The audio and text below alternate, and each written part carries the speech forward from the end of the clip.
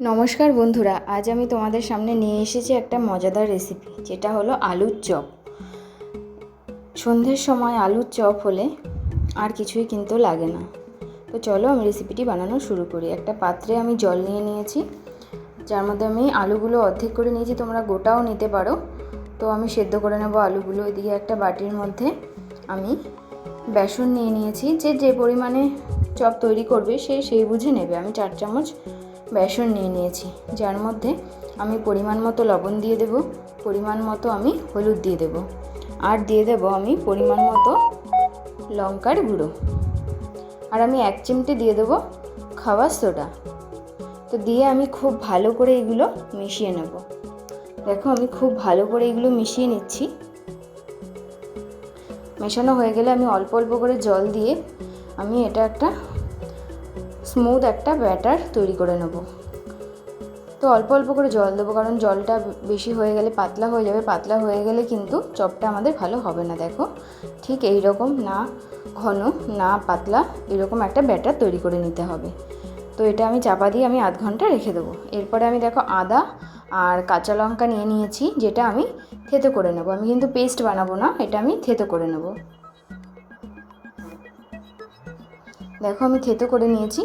এরপরে আমি একটা শুকনো খোলায় আমি একটা, যেটা চপের মেন মশলা, সেটা আমি তৈরি করব। 4টে শুকনো লঙ্কা দেব আমি, 1 চা চামচ আমি মৌরি দেবো, 1 চা চামচ জিরে দেবো, 1 চা চামচ ধনে দেব, দিয়ে আমি শুকনো খোলায় ওটা টেলে নেব।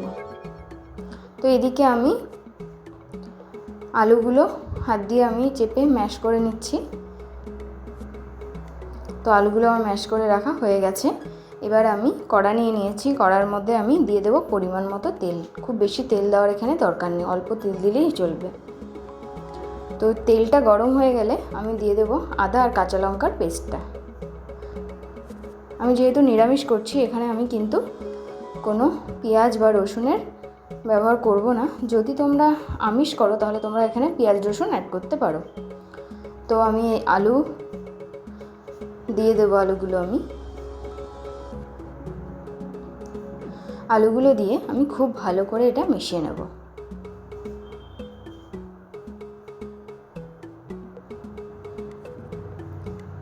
মোটামুটি মেশানোর পরে আমি দিয়ে দেব পরিমাণ মতো হলুদ, পরিমাণ মতো লবণ আর লঙ্কার গুঁড়ো। আমি কাঁচা লঙ্কাও দিয়েছিলাম, কাঁচা লঙ্কাও থেতো করে দিয়েছিলাম। তো সেই বুঝে তোমরা যেরকম তোমরা ঝাল খাও সেই বুঝে তোমরা ঝালটা দেবে। দিয়ে খুব ভালো করে এটা মিশিয়ে নিতে হবে।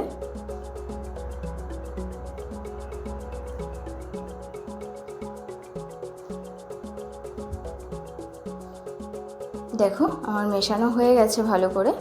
এবার আমি সেই যে টেলে নিয়েছিলাম যে মশলাটা, সেইটা আমি দেখো কীরকম পেস্ট করে নিয়েছি। একদম কিন্তু মিহি পেস্ট করিনি, একদম একটু গোটা গোটা রেখে আমি পেস্টটা করেছি। সেটা আমি দিয়ে দেবো, দিয়ে খুব ভালো করে আমি মিশিয়ে নেবো। এই মশলাটাই কিন্তু মেন মশলা, যার জন্য কিন্তু আলুর চপটা খেতে খুবই ভালো হবে। এরপরে আমি লাস্টে ছড়িয়ে দেবো ধনেপাতা কুচি। ধনেপাতা কুচি দিয়েও আমি 2 মিনিট এটা নাড়াচাড়া করে নেব।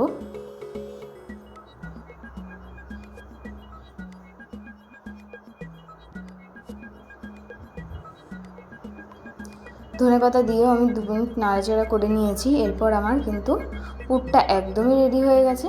দেখো আমি এবার একটা পাত্রে নামিয়ে এটা ঠান্ডা করে নেব। ঠান্ডা না করলে এটা চপের আকারে গড়া যাবে না, এই জন্য আমি ঠান্ডা করে নেব। এদিকে আমি কড়াতে তেল গরম হতে বসিয়ে দেব ভাজার জন্য। তো এরপরে দেখো আমি হাত দিয়ে এটা গোল করে নিয়ে কিছুটা পুর নিয়ে আমি চপের আকারে গড়ে নিচ্ছি, যেমন আমরা দোকানে খাই। তো গোল গোল চপ, তো সেইভাবে আমি বানিয়ে নিয়েছি। এইভাবে আমি সবকটা বানিয়ে নেব।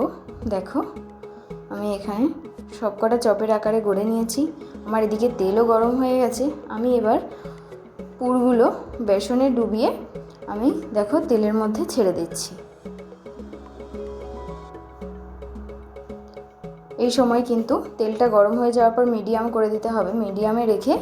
লো মিডিয়ামে রেখে তো চপগুলো ভেজে নিতে হবে, না হলে কিন্তু হবে না, একদম বাড়িয়ে দেওয়া যাবে না। তো আমি লো মিডিয়ামে রেখে দেখো আমি চপগুলো ভেজে নিচ্ছি। চপগুলো দেখো আমার কিন্তু ভাজা কিন্তু মোটামুটি হয়ে গেছে, ব্রাউন হয়ে এসছে। দেখো আমি গোল্ডেন ব্রাউন করে এগুলো ভেজে এবার আমি একটা একটা করে তুলে নেব।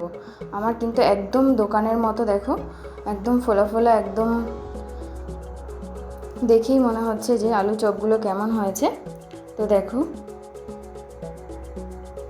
আমার এই রেসিপিটা যদি তোমাদের ভালো লেগে থাকে তাহলে আমার চ্যানেলটিকে সাবস্ক্রাইব করো, লাইক করো, কমেন্ট করো। ধন্যবাদ।